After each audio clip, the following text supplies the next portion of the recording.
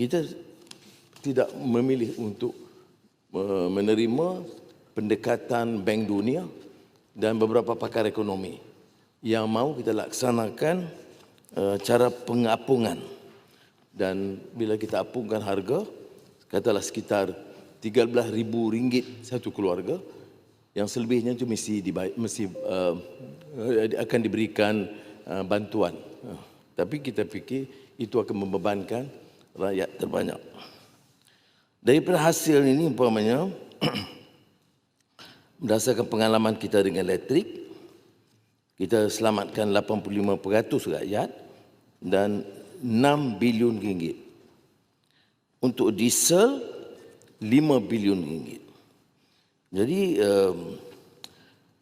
dengan budi 95, harga ditetapkan pada RM1.99.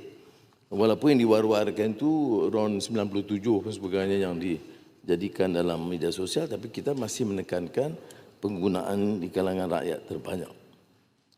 Alhamdulillah juga kerana penggunaan itu licin, teratur. Kaedah yang diperkenalkan dan saya ucap tahniah kepada semua pegawai, pejabat awam dan juga penguatkuasa yang menjalankan yang begitu baik. Ini satu success story yang membanggakan kita. Umpamanya, transaksi satu hari yang saya betul ialah 3.1 juta. Mana transaksi 3.1 juta orang satu hari, tapi dia jalan dengan baik.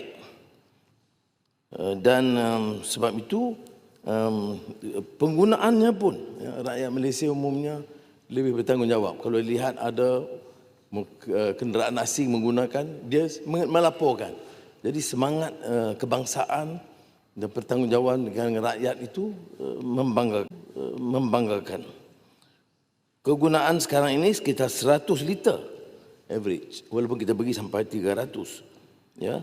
Dan 90% rakyat guna tidak lebih daripada 200 liter sebulan.